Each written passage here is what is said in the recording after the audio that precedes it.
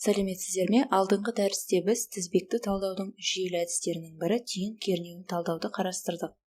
Енді біз екінші әдісті торлы токты талдауды қарастырамыз. Алдымен біз торлы токтарды анықтаймыз. Торлы теңдеулерді шешуді қарастырамыз. Ток және кернеу көздері арқылы торлы токты талдау, тәуелді қорек көздері арқылы торлы токты талдау, түйін кернеуі мен торлы ток әдістерін салыстыру. Және осы әдістердің бірін қандай жағдайда қолдану керек екенін білетін боламыз. Торлы ток талдауын тек жазықтық тізбектерде қолдануға болады. Жазықтық тізбек дегеніміз қиылы сусыз жазықтықта жүргізілетін тізбек деп аталады. Мысалы, бізде мына жерде жазықтық емес, өйткені мұнда бізде қиылы су бар. Торлы токты талдауда біз Кирхофтың кернеу заңын тұйықталған жолдың айналасындағы тізбектерді талдауды қарастырамыз. Жабық жол немесе цикл түйіннен басталып, аралық түйінді бірнеше рет өткізбей, бастапқы түйінге оралатындай жолды іздеу арқылы салынады. Тор бұл ішінде басқа ілмектер жоқ цикл. Басқа сөзбен айтқанда, торлар бұл ең кіші циклдар. Мына тізбекте қандай торлар бар екенін көрейік. Мұнда біз бір торды көріп тұрмыз, M1.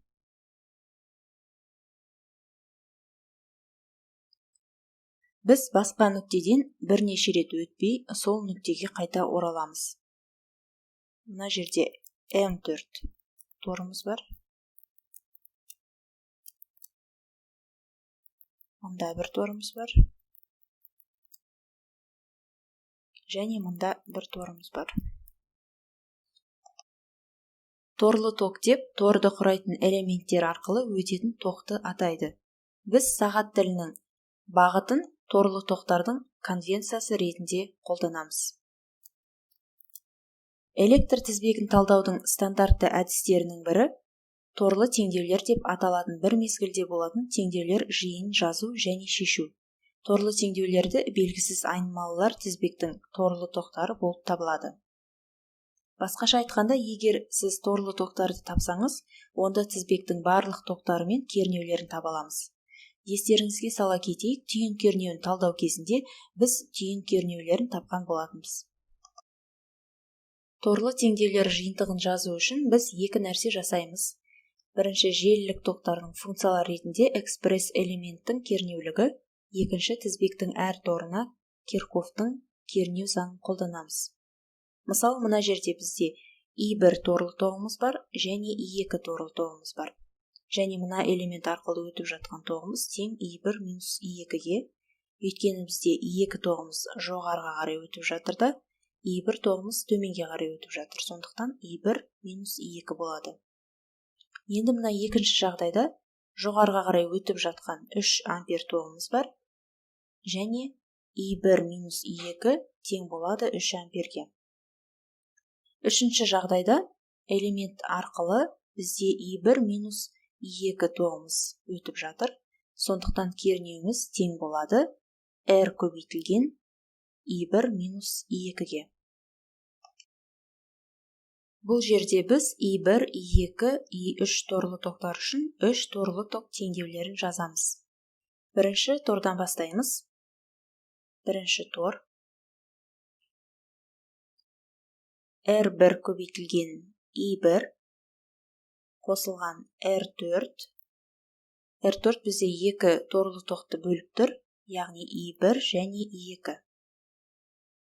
Жазамыз, жақша I1 минус I2 тең болады VS. Өйткені кернеу көзінің теріс терминалына кіріп тұр және оны оң жаққа қарай оң таңба қалдырып ауыстырамыз. Екінші торымызды жазамыз. R2 көбейтілген I2 қосылған R5. R5 бізде 2 торлы тоқты бөліп тұр, I2 және I3. Көбейтеміз, жақша I2 минус I3 қосылған R4 көбейтілген I2 минус I1 тең болады 0-ге. Енді үшінші торымызды жазамыз. R3 көбейтілген I3 қосылған VG қосылған R5 көбейтілген I3 минус I2 тең болады 0-ге. Сонымен бұл есепті қалай шешеміз? Оны матрицалық теңдеуге жазып шешуге болады. Яғни мұнда бізде матрицамыз болсын. Мына жерде белгісіздер векторы болсын. Яғни I1, I2, I3-міз. Тең болады, оң жағымызда тұрақтыларымызды жазамыз. Бізде тұрақтыларымыз VS, 0 және VG. 0 және VG. Енді матрицамызды толтырайық. Бірінші жолымыз үшін R1 қосылған R4 минус R4 0 болады. Минус R4. Мұнда R2 қосылған R4 қосылған R5 болады. Мына жерде минус R5 болады.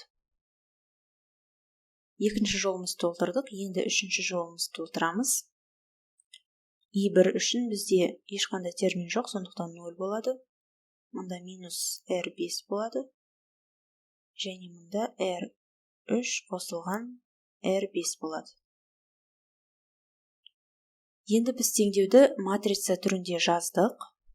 Мынау бізде A болады, көбейтілген I тең болады V. A көбейтілген I тең болады V. Бұл жерден бізде I тең болады A-ның минус 1 дәрежесі көбейтілген V. Бұл есепті шешу үшін MATLAB программасын қолданаламыз. Торлы ток талдауларында біз Киркофтың кернеу заңын теңдеулерін жазу арқылы торлы тоқтарды табуға тырысамыз. Егер бізде тәуелсіз тоқ көзі болса, яғни мұнда бізде иесіміз тәуелсіз тоқ көзі, және ол тек бір тордың бөлігі ғана болса, бұл жағдайда I2 өтетін торлы тоқ құралы ғана болса, онда біз жай ғана I2 тең минус IS деп айта аламыз. Және бізге нақты цикл үшін Киркофтың кернеу заңын жазудың қажеті жоқ. Сондықтан біз басқа торларға арналған тізбекті шешуіміз керек. Бұл жағдайда бізде бір тор бар, ол I1. Бұл жерде бізде мына тоқ көзі I1 және I2 торлы тоқтардың қосындысы болып табылады. Бұл жағдайда біз бір теңдеу жаза аламыз. IS тең болады I2 минус I1. I2-ның бағыты IS-дің бағытымен бірдей, ал I1-дің бағыты IS-ке қарсы келеді. Бізде осы қосымша теңдеу бар, бірақ бізде тағы да бір белгісіз бар. Ол тоқ көзіндегі кернеу. Сондықтан біз басқа кернеуді анықтаймыз. FAB кернеуін. Сонымен біз екі торлы тоқ үшін Киркофтың кернеу заңын жазамыз. Бірінші тор үшін жазамыз. R1 көбейтілген I1 қосылған VAB тең болады VS. VS-дің бізде минус терминалына кіріп тұр, бірақ оң жаққа плюс таңбамен ауыстырып жазамыз. Және екінші тор үшін жазамыз. R2 көбейтілген I2 қосылған R3 көбейтілген I2 тең болады VAB. VAB-ның минус терминалына кіріп тұр, бірақ оң жаққа плюс таңбамен ауыстырамыз. Бізде енді белгісіздеріміз I2, I1 және VAB бар. Бірақ бізде үш теңдеуіміз бар. Бірінші теңдеуіміз, екінші теңдеуіміз және үшінші теңдеу. Сонымен үш белгісіз және үш теңдеуіміз бар, сондықтан бұл тізбекті шеше аламыз. Мына мысалды шешіп көрейік. Біз жаза алатын оңай теңдеуіміз I1 тең болады 4 ампер. Өйткені бұл 4 амперлік тоғымыз басқа торлармен қолданылмайды. Бірақ тор 1, яғни I1-іміз 4 амперге тең болады. Сонымен тағы да бір жеңіл теңдеуімізді жазайық. I2 минус I3 тең болады 5 амперге. Бұл біздің бірінші теңдеуіміз болсын. Жалпы I2 тоғы төмен жүретінін білеміз. Тоқ көзіміздің бағытымен бірдей. Ал I3 тоғымыз жоғары қарай жүріп отыр. Яғни бұл тоқ көзі 5 амперге тең екенін білеміз, сондықтан I2 минус I3 тең болады 5 амперге. Енді бізге мына жерде тоқ көзінің VAB кернеуін анықтауымыз қажет. Сонымен екінші және үшінші тор үшін Кирхофтың кернеу заңын жазамыз. I2 минус I1 плюс VAB тең болады 10-ға. Бұл біздің екінші теңдеуіміз болсын. Келесі мына цикл үшін үшінші теңдеуді жазамыз. I3 минус I1 қосылған 2 көбейтілген I3 тең болады VAB. Бұл біздің үшінші теңдеуіміз болсын. VAB-ның бізде минус терминалына кіріп тұр, бірақ оң жаққа плюс таңбамен ауыстырып жазамыз. Енді мына үшінші теңдеуді қысқартып жазуға болады. Яғни 3 көбейтілген I3 минус I1 тең VAB. Мына теңдеуді екінші теңдеуге қосып жазамыз. Оны басқа түспен белгілейік. Яғни мына екінші теңдеуге қосып жазамыз. Сонда бізде шығады I2 минус I1 қосылған 3 көбейтілген I3 минус I1 тең болады 0. Бізде I1-леріміздің мәндері белгілі, яғни 4 ампер. Орнына қойып жазамыз. I2 минус 3I3 тең болады 18. Енді біз осы теңдеуімізден екінші теңдеуімізді азайтамыз. Яғни I2 минус I3 тең 5. Бізде шығады 4I3 тең 13. Бұл жерден I3-іміз тең болады 13 бөлінген 4 амперге. Енді бізге I2-ні табу керек. Оны мына бірінші теңдеуге қойып, I3-дің мәнін табамыз. I2-ның мәнін табамыз. Яғни I2 тең болады 5 қосылған 13 бөлінген 4 тең 33 бөлінген 4 амперге. Сонымен біз I1, I2 және I3 торлы тоқтарымызды анықтадық, яғни тізбекті талдауды аяқтадық. Түйін кернеуді талдаудағы қосымша түйін тұжырымдамасына ұқсас, бізде қосымша тор тұжырымдамасы бар. Қосымша тор дегеніміз бұл ортақ тәуелсіз немесе тәуелді тоқ көз бар, екі тордан жасалған бір үлкен торды айтамыз. Мына жерде бізде I1 және I2 торлы тоқтарын бөліп тұрған 5 амперлік тоқ көзіміз бар. Сондықтан біз осы екі тордың қосындысы болатын қосымша үлкен тор жасай аламыз. Яғни ол бізде қосымша тор болады. Бұл жағдайда біз торлы тоққа талдау жасаймыз. Қосымша тор үшін Кирхофтың кернеу заңын жазып және тәуелсіз тоқ көзін пайдаланып I1 мен I2-ні байланыстыратын қосымша теңдеу жазу арқылы талдау жасаймыз. Сонымен торлы тоқ әдісі арқылы мысалды шешіп көрейік. Ең бірінші жазатын қарапайым теңдеуіміз I1 минус I2 тең 5 ампер. Бұл біздің бірінші теңдеуіміз болсын. Өйткені И1 бағыты бізде былай жүріп отыр. И2-нің бағыты былай жүріп отыр. Және тоқ көзіміздің бағыты И1-дің бағытымен бірдей. Екіншіден торлы теңдеуді жаза аламыз. Бізде мынау біздің торымыз болады. Мына 1 омнан бастаймыз. И1 минус И3 қосылған 3 көбейтілген И2 минус И3 қосылған 2 көбейтілген И2 тең болады 10-ға. Белгісіздерді біріктіріп, теңдеуді қысқартып жазамыз. И1 қосылған 5 көбейтілген И2 азайтылған 4 көбейтілген И3 тең болады 10. Бұл біздің екінші теңдеуіміз.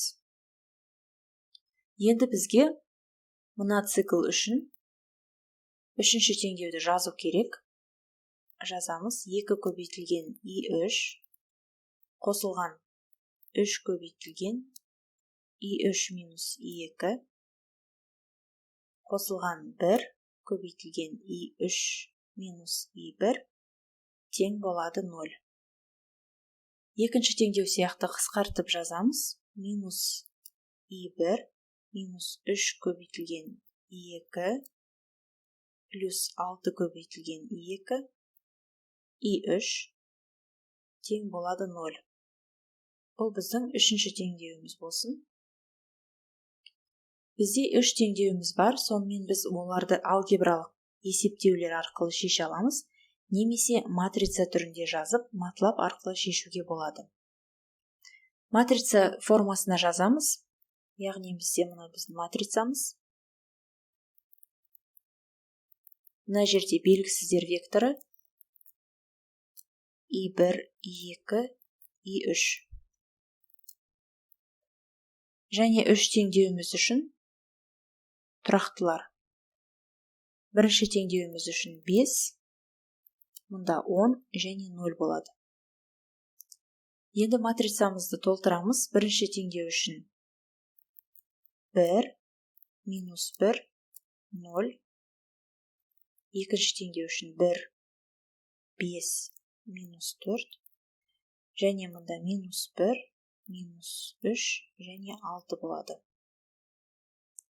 Сонымен MATLAB-қа жазып шешетін болсақ, бізде мынандай мәндер шығады.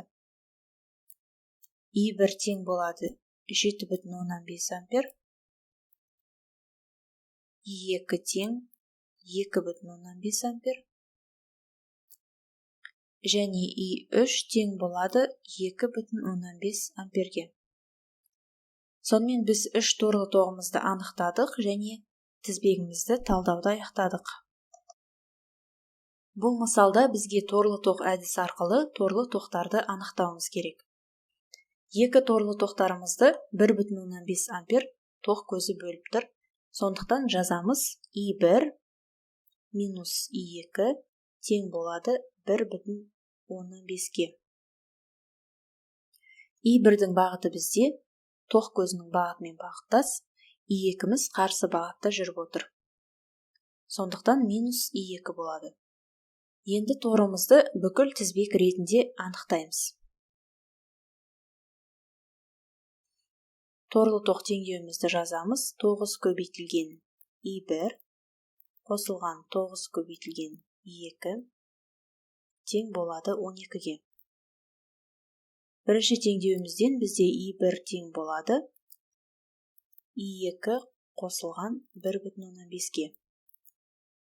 Енді осы теңдеуді мына екінші теңдеуге қойып жазамыз. 13,5 қосылған 18 көбейтілген E2 тең болады 12-ге. Бұл жерден E2-ні анықтаймыз. Тең болады минус 1,5 бөлінген 18 тең болады минус 1 бөлінген 12 амперге.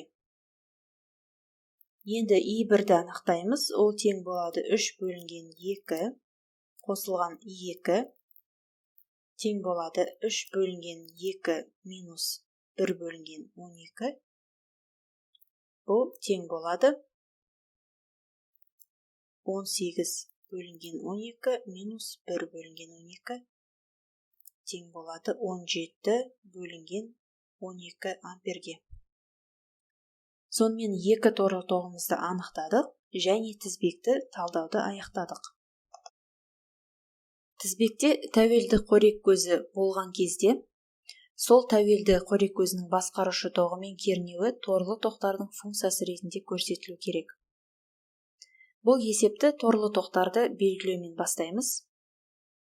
Яғни I1 бірінші торымыз, мұнда I2 екінші торымыз болсын. Вольтметрмен өлшенген кернеуді табу керек. Плюс-минус ВМ. Бірінші теңдеуімізді жазамыз. ИА тең болады I1 минус I2. ИА бізде мына тоқ.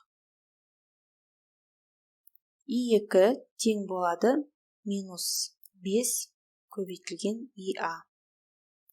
Өйткені тоқ көзінің теріс жағынан өтіп жатыр.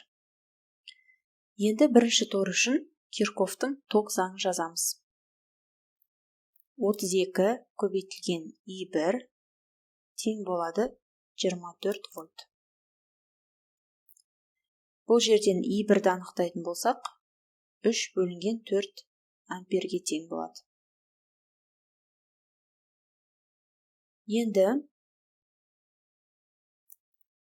ИА тең болады 3 бөлінген 4 минус I2. Енді мына теңдеуді мұнда қойып жазамыз. Минус I2 бөлінген 5 тең болады 3 бөлінген 4 минус I2. 4 бөлінген 5 көбейтілген 2 тең болады 3 бөлінген 4-ке. Бұл жерден I2-ні анықтаймыз. Ол тең болады 15 бөлінген 16 амперге. Осыдан кейін бізге вольтметр өлшемін табу керек. Ол үшін бізге екінші тор үшін Кирхофтың кернеу заңын жазу керек. Яғни жазамыз 32 көбейтілген 2 қосылған ВМ тең болады 0-ге. I2-ні орнына қойып жазамыз. 32 көбейтілген 15 бөлінген 16. 32 мен 16-ны қысқартамыз. 2 қалады. Қосылған ВМ тең болады 0-ге. Яғни бұл жерден бізде ВМ-міз тең болады минус 30 вольтқа. Сонымен вольтметрмен өлшенген кернеуіміздің мәні минус 30 вольтқа тең болады. Торлы токты талдау және түйін кернеуін талдау тізбек теңдеулерін алудың жүйелі процедураларын ұсынады. Кейбір жағдайларда бір әдіс басқасына қарағанда жақсырақ болуы мүмкін. Егер тізбекте кернеуде тоқ көздері де бар болса, торлар мен түйіндерді санаймыз. Егер түйіндер аз болса, онда түйінді кернеу әдісін қолданамыз. Торлы ток әдісі тек жазықтықтағы желілерге қолданылатынын есте сақтаймыз. Бұл мысалда бізге R кедергіні анықтау керек. Біріншіден бізге тізбекке талдау жасауымыз керек. Түйін кернеуін талдау жасаймыз ба, әлде торлы ток әдісін қолданып талдау жасаймыз ба, ойланып көрейік. Торлы токты талдау жасау жеңілірек болатын сияқты, себебі бізге барлық торлы тоқтар берілген. Сондықтан бұл қарапайым болады. Енді торлы тоқтарымызды белгілейік. I1, I2 және I3 торлы тоғымыз. Мәндерін жазамыз. I1 тең болады 1 амперге, I2 тең болады 3 амперге.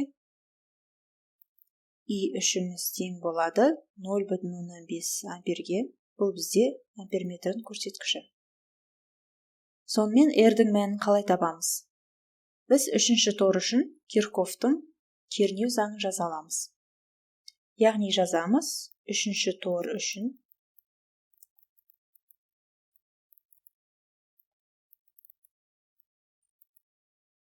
екі көбейтілген I3 минус I1 қосылған 12 көбейтілген I3 қосылған R көбейтілген I3 минус I2 тең болады 0-ге. Торлы тоқтардың мәнін қойып жазайық. 2 көбейтілген минус 0,5 қосылған 6 қосылған R көбейтілген минус 2,5 тең болады 0. Яғни бізде 5 тең болады 2,5 R-ге. Бұл жерден R-ді табатын болсақ, тең болады 2 Омға. Сонымен біз сұрағымызды торлы ток әдісін қолданып шештік, және ол оңай болды. Келесі мысалымыз үшін де R кедергіні анықтауымыз керек. Мұнда біз кернеулердің кейбір мәндерін көріп тұрмыз, және оны қолдана аламыз. Сонымен біз торлы ток әдісін қолданудың себебін көріп тұрған жоқпыз, сондықтан сілтеме түйінімізді белгілейік. Мына жерде бізде сілтеме түйініміз бар. Мұнда 16 вольтымыз бар. Мына жерде де 16 вольт болады, яғни вольтметрмен өлшенген мәніміз. Және де мына жерден өтетін I тоғымыз бізде 0-ге тең болады. Өйткені потенциалдардың айырмашылығы жоқ, сондықтан тоқ 0 болады. Мына жерде тоқ көріп тұрған жоқпыз. Және мұнда 2 ампер тоғымыз осы резистор арқылы өтеді. Яғни R тең болады 16 вольт бөлінген 2 амперге. Тең болады 8 Ом. Сонымен біздің есептің жауабы 8 Ом болады. Осымен дәрісіміз аяқталды. Назар қойып тыңдағандарыңызға рахмет.